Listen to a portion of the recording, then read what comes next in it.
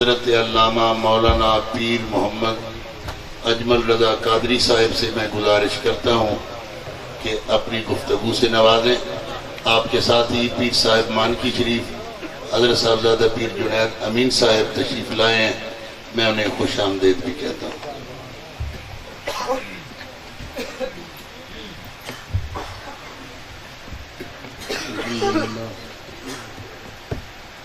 الحمدللہ الذی ذی العزت والعلا والصلاة والسلام علی سید الانبیاء شمس الضحیٰ بدر الدجى نور الہدى منبع الجود والعطاء اما بعد اعوذ باللہ من الشیطان الرجیم بسم اللہ الرحمن الرحیم النبی اولیٰ بالمؤمنین من انفسہم صدق اللہ العظیم۔ درود پاک پڑھیے۔ الصلاۃ والسلام علیک یا سیدنا یا رسول اللہ وعلی آلک واصحابک یا حبیب۔ سارے حضرات درود شریف پڑھیے، سارے الصلاۃ والسلام علیک یا نبی اللہ وعلی آلک واصحابک یا حبیب اللہ۔ حمد و صلاۃ کے بعد صاحب صدر گرامی قدر سلالہ دودمان نقشبندیت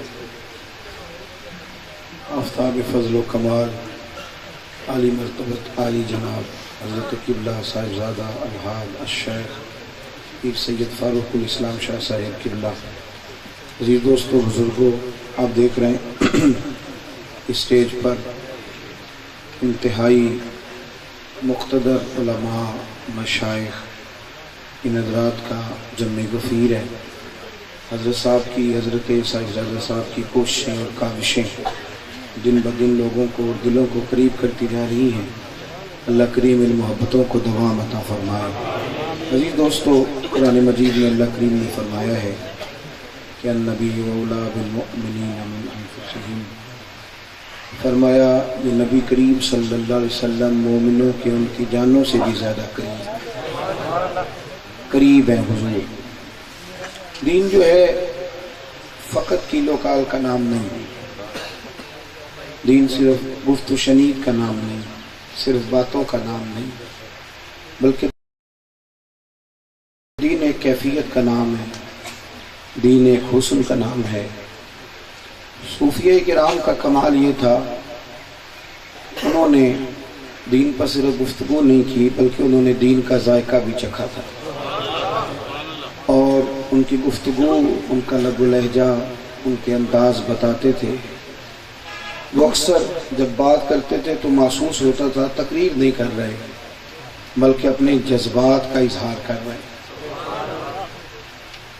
حضرت اقدس رحمۃ اللہ تعالی علیہ کی آپ شاعری کو کبھی دیکھیں نا، اتنا اچھا شاعر جو حروف سے، معانی سے، مفاہیم سے اس قدر زیادہ آگاہ ہو، وہ بڑا کچھ لکھ سکتا ہے، بڑا کچھ کہہ سکتا ہے۔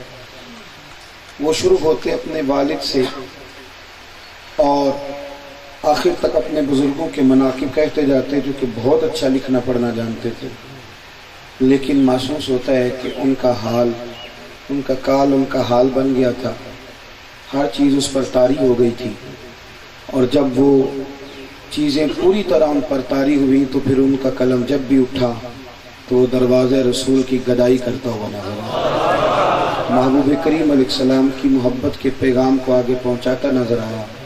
دین کا درد، مسلمانوں کی زبوں حالی، امت مسلمہ پھر سے اپنے پیروں پہ کھڑی ہو جائے، یہ پیغام ان کی بات چیت بن گیا۔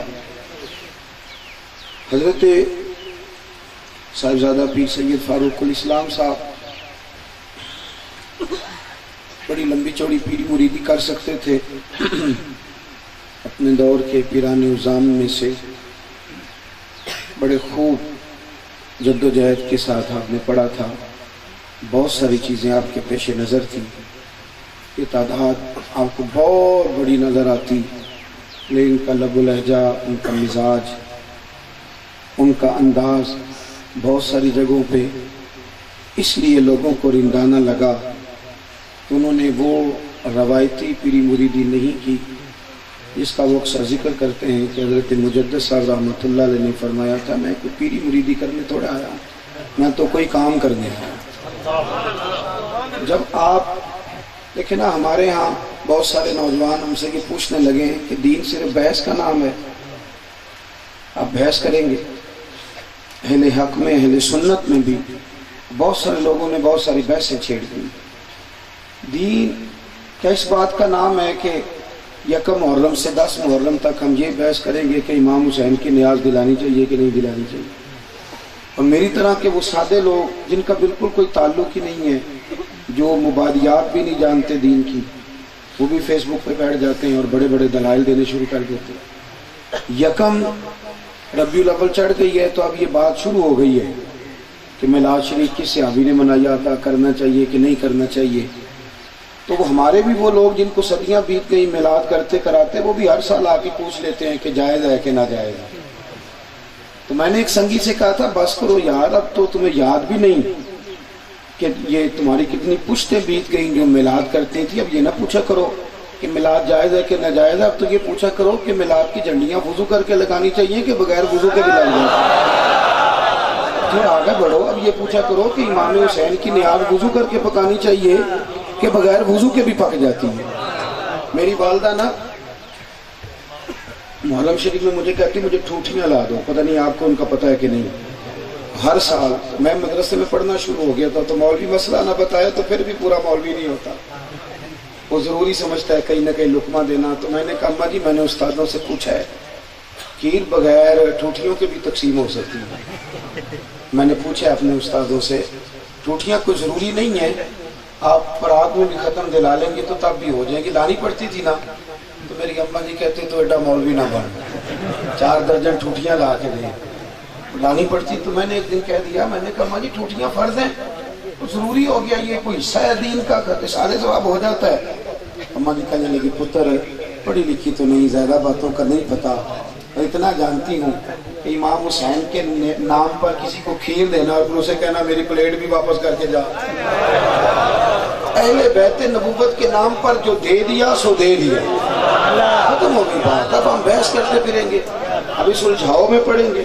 فرمایا دینا محبوب کی اولاد کے نام پر اور اس پر بحثیں کرنا، اس پر ہمارے ہاں اتنی بحث ہوتی ہے کہ کئی دفعہ نہ کان تھک جاتے کہ بس کر یار نہ علمہ وچ پھسا سانو، ان کو یار دی گل سنا سانو، کوئی تھوڑا سا نا ذوق، کوئی شوق۔ یہ آستانوں پہ جب ہم آتے ہیں نا تو بڑی تکلیف ہے لوگوں کو، بڑی بحث ہوتی ہے۔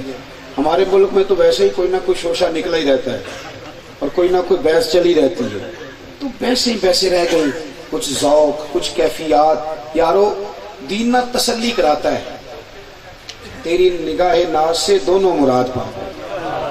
دین عقل والوں کی بھی تسلی کراتا ہے، علم والوں کی بھی اور ذوق والوں کی بھی، لیکن کلمہ پڑھنے سے پہلے آپ سوال جواب کریں جتنا کرنے ہیں، بیعت کرنے سے پہلے پوچھو جو پوچھنا ہے۔ سوال کرنے کلمہ پڑھنے کے بعد اور پھر کہنا فلانی بات میری عقل میں نہیں آئی، تو پہلے ذرا اپنی عقل کو ناپ تو صحیح، یہ ہے کتنی ہے، تو اب عقل میں تو لے گا۔ غلام ویسے نہیں کرتے، غلام غلامی کرتے، غلام دلائل نہیں پوچھتے، غلام کا کام غلامی کرنا ہوتا ہے۔ امام احمد بن حنبل ایک غلام خرید کے لائے تو فرمایا تیرا نام کیا ہے؟ تو اس نے تھوڑی دیر خاموشی کے بعد آنکھیں کھولی تو ہلکے ہلکے آنسو چمکے، کہنے لگا سونیا جب آپ منڈی میں آئے تھے نا تو میرا دل کر رہا تھا کہ کبھی مرشد کی میرے اوپر نظر پڑے، مجھے خرید کے لے جائیں، تو میری تو دعا قبول ہوئی ہے، آپ نے مجھے خرید لیا ہے۔ فرمایا تیرا نام کیا ہے؟ کہنے لگا حضور غلاموں کا نام کوئی نہیں ہوتا، آپ کسی اور کو بھی پکاریں گے تو میں سمجھوں گا مجھے ہی آواز دے رہے ہیں۔ فرمایا یہ کمرے پسند کر رہے گا کہاں؟ کہنے لگا حضور پھر وہی بات، غلام کا تو نخرہ ہی کوئی نہیں ہوتا، جہاں آپ اشارہ کریں گے میں سو جاؤں۔ امام صاحب کہتے ہیں کہ بڑے بڑے بات سن کر وجد نہیں ہوا تھا، اور اس کی باتیں سن کے مجھے وجد ہو گیا۔ میں نے اسے کہا تو کھائے گا کیا؟ اور رو پڑا، کہنے لگا کریمہ میں تو تیرے ٹکڑے کھانے آیا ہوں، جو بچ جائے نا وہ پھینک دینا، راتی جاگے تو شیخ صدامے، راتی جاگ دے کتے تیتھوں اتے، مالک دا درمول نہ چھڑ دے، پاویں مارو 100 جتے۔ یہاں تو جھڑکی نہیں برداشت ہوتی صاحب، مارو 100 جتے تیتھوں اتے، ایک برکی دا قدر پچھانن، پاویں مالک ہو من ستے، تیتھوں اتے رکھا سکھا جا ਦਿਨੇ ਜਾ ਰੁੱਖਾਂ ਵਿੱਚ ਸੁੱਤੇ ਉਹ ਤੈਥੋਂ ਉੱਤੇ ਉੱਠ ਬੁੱਲਿਆ चल यार मना ले नहीं तो बाजी ले गए नहीं कुत्ते। भाई गुलाम गुलामी करता है। सही बुखारी में हदीस है, हजरत उमर फारूक रदी अल्लाह तआला अन्हु फरमाते हैं हुदैबिया की सुलह लिखी गई तो मेरी समझ में नहीं आती थी, कुछ बातें नहीं आती थी तो नहीं आती थी, सच्चे लोग थे सच्ची बात कर देते। सही बुखारी में मौजूद है। आप फरमाते हम 313 थे तो हमने इनको भगा दिया था, 1400-1500 है। हम इस तरह की सुलह क्या करें जिसमें सुलह में ये शर्त हो अगर कोई मुसलमान मक्के से मदीने आएगा तो उसे वापस करना पड़ेगा और मदीने से मक्के जाएगा तो मक्के वाले वापस नहीं करेंगे। कहते मेरी समझ में नहीं आती थी पर मदीने वाले रसूल को अल्लाह ने गैब के खजानों की कुंजियां अता की, हुजूर ने शर्त कबूल कर ली। पीर साहब वैसे ही दुआ कर देना किसी के लिए कि अल्लाह भला करेगा, काम शुरू कर। अब चूंकि पीरी मुरीदी नाम ही इस काम का रह गया ना, वैसे ही दुआ कर दे अल्लाह खैर करेगा। तो मुरीद बाद में कहता है मैं दुआ कराई सी काम चलिया कोई नहीं। भाई पीर साहब ने दुआ की थी तो ये स्टाम्प पेपर लिख के दिया था तो जरूर चल जाएगा। हम तो अकल के दायरों में तोलते हैं इसलिए खैर नहीं पा पाते, असल बात की तरफ नहीं आते। 1500 सहाबा गए थे हुजूर के साथ उमरा करने, तवज्जो है ना मेरी बात पर। 1500 लोग गए थे, यहाँ से जिन लोगों को ट्रैवल एजेंट कह देना पहुंच जाओ और वो चले जाए वहां जाके पता चले ना फ्लाइट लेट है तो जिनको हुक्म है कि आज में लड़ाई नहीं करनी वो भी पत्थर उठा लेते हैं, एयरपोर्ट तोड़ेंगे। 1500 बंदा एहराम बांधा हुआ, मदीने वाले रसूल ने सुलह कर ली। काफिर ने कहा इस साल नहीं अगले साल आना। हुजूर ने फरमाया भी एहराम खोल दो यारो, वापस भी आना था, यहूदी सवाल करेंगे ईसाई पूछेंगे। लेकिन इमाम जुल्कानी कहते हैं जिसने सबसे पहले उठकर एहराम खोला वो अबू बकर सिद्दीक थे। एक शख्स ने ना जब वो एहराम खोल रहे थे तो पल्लू पकड़ के खींचा, इमाम जुल्कानी ने लिखा खींचा और कहा आपको बड़ी जल्दी है एहराम खोलने की। तो हज़रत सिद्दीक कहने लगे जल्दी वाली क्या बात, मुस्तफ़ा के कहने पर बांधा था, मुस्तफ़ा के कहने पर खोल दिया। हमने न कभी कतरे पे गौर किया और न दरिया देखा, बस जहाँ तेरी झलक देखी वहीं डूब गए। सारी जिंदगी बहस ही करनी है कि को मजा भी लेना। कभी कभी ना शौक आता है। मैं एक महफिल में था तो वहाँ एक बड़े खुश लिहान नात खां अभी नात चल रही थी तो पीर साहब भी उसका जायका ले बड़ी अच्छी नात पढ़ रहे थे और मरहूम आजम चिश्ती का कलाम पढ़ रहे। तेरी निस्बत ने सवारा मेरा अंदाज़ हया, मैं अगर तेरा ना होता सगे दुनिया। तो ये थोड़ा सा शेर से दिलचस्पी रखने वाला बंदा साथ वाले को भी शामिल कर लेता। तो मैंने जो साथ बंदा बैठा था तो शामिल कर लिया। मैंने कहा यार आज तो मजा आ गया नात का। वो कहना इन्हें 40,000 ले आज। मैं क्या तू 10 मिनट खलो जाना सी, ठहर के बता लेता। मैंने उसे कहा यार पहली बात तो यह है कि 40 देते क्यों हो, क्यों तय करके बुलाते हो, और अगर बुला ही लिया है तो हमने तनकीद करनी है या अपना मजा भी लेना है, आ गया है ना। तो मैंने कहा छोड़ यार, जिस दर्द से ये पढ़ रहा है ना और जितना इसने महफिल में माहौल बना दिया, मेरे ख्याल में 40,000 थोड़ा है, ज्यादा मिलने चाहिए। इसलिए कि इसने देखो ना रास्ता कहाँ करा। तो हम सारी जिंदगी तनकीद, मैं अक्सर कहता हूँ कि जाली पीरों पर इतनी तनकीद हुई कि लोग असलियों का अदब भी छोड़ गए। हमने इस तरह तंज और मजाक उड़ाया है उलमा का कि लोग समझते हैं कि शायद अब कहीं से खैर मिलेगी। इतनी दूर निकल गए हम। हजरत उमर कहते हैं मेरी समझ में मसला नहीं आ रहा था, मैं हुजूर की बारगाह में चला गया और मैंने जाके अर्ज की, चूंकि मैं जज्बा जिहाद से सरशार था। मैंने कहा या रसूलल्लाह आप सच्चे हैं, कुरान सच्चा है, इस्लाम सच्चा है, बुखारी के लफ्ज है, हुजूर ने फरमाया सच्चा हूं। तो हुजूर फिर हम दब के सुलह क्यों करें। नबी करीम अलैहिस्सलाम ने फरमाया उमर मैं अल्लाह का रसूल हूँ, मैं मर्जी से बात नहीं करता, मैं वही कहता हूँ जो मेरा रब मुझे हुक्म इरशाद फरमाता। तो मैंने फौरन अर्ज की हुजूर आपने फरमाया नहीं था कि उमरा करेंगे। हुजूर फरमाने लगे कहा था, ये तो नहीं कहा था कि इसी साल ही करेंगे, करेंगे तो करेंगे। कहते मैं वापिस आ गया पर अभी मेरे दिल में बातें मौजूद थी। 1 मिनट के फासले पर अबू बकर सिद्दीक खड़े, 1 मिनट के फासले मैं उनके पास गया और वही बातें दोहराई। मैंने कहा कुरान सच्चा, इस्लाम सच्चा, महबूब सच्चे, तो अबू बकर हम दब के सुलह क्यों करें। कहते हैं लोगों कुर्बान जाऊं। अबू बकर के जुमले भी उतने ही थे, अंदाज भी हुजूर की गुलामी वाला।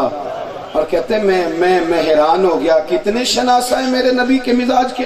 बोल पड़े और रो के कहने लगे उमर तुझे तेरी माँ रोए, हुजूर के बारे में बात करते हो, वो अल्लाह के रसूल हैं, वो मर्जी से बात नहीं करते, वही कहते हैं जो रब उन्हें हुक्म देता है। میں نے فوراً کہا, میں نے کہا ابو بکر حضور نے فرمایا نہیں تھا کہ عمرہ کریں گے. کہتے ہیں وہی لفظ ابھی 1 منٹ پہلے جو حضور نے کہے.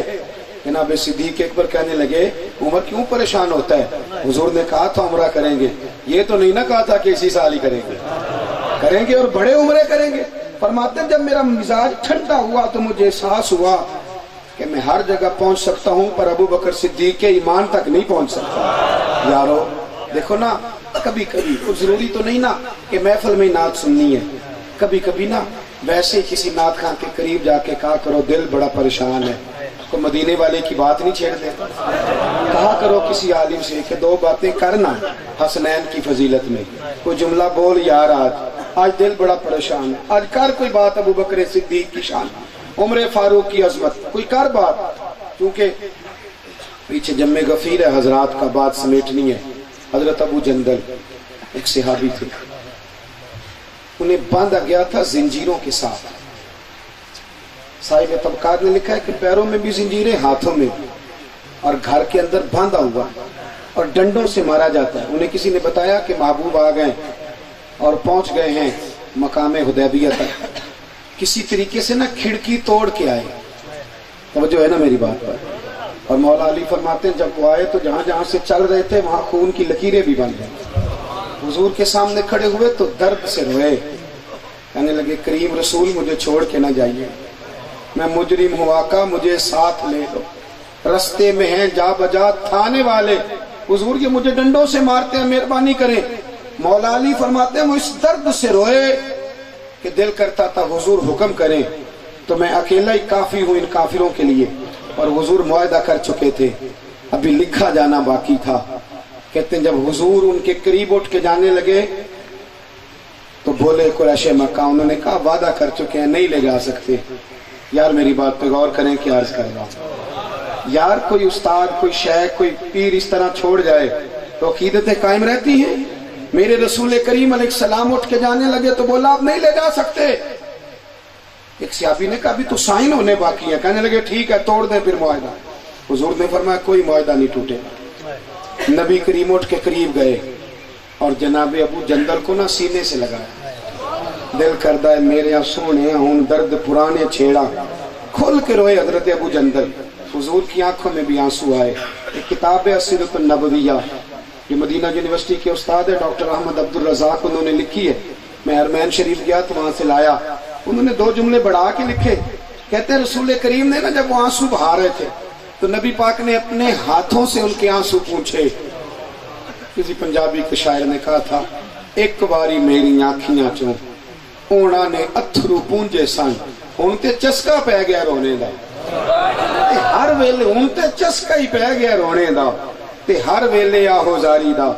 محبوب نے سینے سے لگا کے کہا تیرا نا تھوڑا سا امتحان ابھی باقی ہے اور میرا حکم آنے تک نا تو نے وہیں رہنا ہے. ڈاکٹر احمد عبدالرزاق نے کمال فکرہ لکھا ہے. کہتے ہیں انہوں نے آنسو پوچھے, اٹھ کے کھڑے ہوئے. ان کے خاندان میں سے کسی نے گریبان سے پکڑ کے کھینچا, کہنے لگا آپ سمجھ آئیے. حضرت ابو جندل کہنے لگے زیادہ باتیں نہ کرو, میرا ایمان تو اور مضبوط ہو گیا. میرے رسول وعدوں کے پکے ہیں, باتوں کے کھرے ہیں. اور پھر کہنے لگے سننا یارو, بات ختم کرنے لگا. کہنے لگے او میرے گھر والوں, اب میری نا زنجیریں کھول دو, ہاتھ کھول دو, پیر کھول دو, اور مجھے بتاؤ میں نے کس کمرے میں قید ہونا ہے. اس لیے کہ اب میں تمہارا قیدی نہیں, اب میں محمد عربی کے حکم کا قیدی ہوں. جب تک حضور کا حکم نہیں آئے گا میں قید رہوں گا. یارو ذوق بھی تو لینا ہے نا. ہم نے دیکھے نا اگر مذہبی لوگ ہی مذہب کو الجھا دیں گے تو پھر وہ بیچارہ آدمی جو دور گناہوں کے دلدل میں الجھا ہوا ہے وہ کس کے پاس آئے گا. صوفیاء نے پیار بانٹا, محبت بانٹی, تکلیف میں لوگ آئے پر ذوق کے ساتھ واپس لوٹے. یہ بڑا درد والا ذوق والا ماحول ہے. اپنا ذوق نہ خراب کر بیٹھنا. ہمیں بھی بڑا شوق ہے بحث کرنے کا, کئی دفعہ بحث کرتے کرتے نا ذوق خراب ہو جاتا ہے. ایک صاحب نے مجھے کہا یہ مولانا کچھ کہہ رہے اس کا جواب دو. میں نے کہا یار اب ہمیں ہر ایک کے منہ تو نہ لگا دیا کہ دیکھو نا یہ اس قابل ہے کہ اس کا جواب دیا جائے, اور ہر ایک کا تھوڑی جواب دیا جائے گا. اس لیے مہربانی کریں اپنا ذوق, اپنا درد, اپنی کیفیات اس کو ہمیشہ قائم رکھیں. ضروری نہیں کہ ہم نے ہر ایک سے جیتنا ہی ہے. جتن جتن ہر کوئی کھیڑے تو ہارن کھیڑ فقیرہ, جتن دا ملک اوڈی پیندے. ہارن دامُ الہیرا آخر دعوانا